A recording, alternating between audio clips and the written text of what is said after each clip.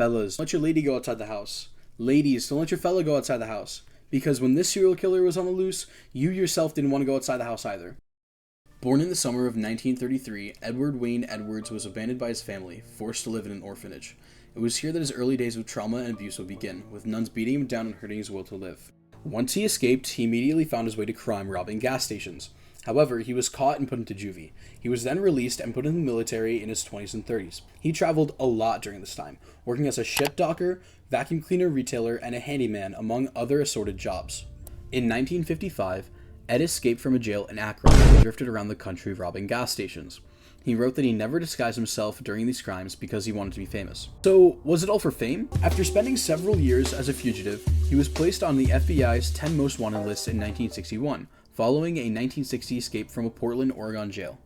Between 1974 and 2009, when not in jail, Edwards lived in more than a dozen different states using many false names. The first murders for which Edwards was convicted took place in Ohio in 1977. William Billy Lacavo, 21, and his girlfriend, Judith Straub, 18, had been dating for 8 months when Judith's car was found in a parking lot of Silver Creek Metro Park in Norton, Ohio, with her purse and shoes inside. The second pair of murders, another double homicide, occurred in Concord, Wisconsin in 1980, when a 19-year-old couple, Tim Hack and Kelly Drew, were both stabbed and strangled. These are known as sweetheart murders. Edwards had been questioned at the time, but there was no basis to hold him. He was known as an unorganized killer, and almost 29 years later, his connection to the crime was established by means of DNA testing.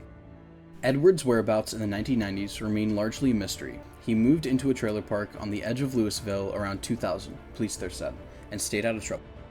Wisconsin investigators submitted DNA evidence in the Hack-Drew killings to the state crime lab in 2007. Analysts developed a profile of the subject using this DNA. In 2009, Edwards was arrested for murder in Kentucky. Neighbors described him as pleasant and neighborly. According to Phil Stanford in his book, The Peyton Allen Files, Edwards may have been responsible for many more murders, including Beverly Allen and Larry Peyton in Portland, Oregon. He died sitting on death row in 2011 because of natural causes. He has many TV shows and books written about the murders he committed. Theories and fictions have come out about him, some true, some not. Many believe his signature was Couples, while others believe it was anyone who crossed his path.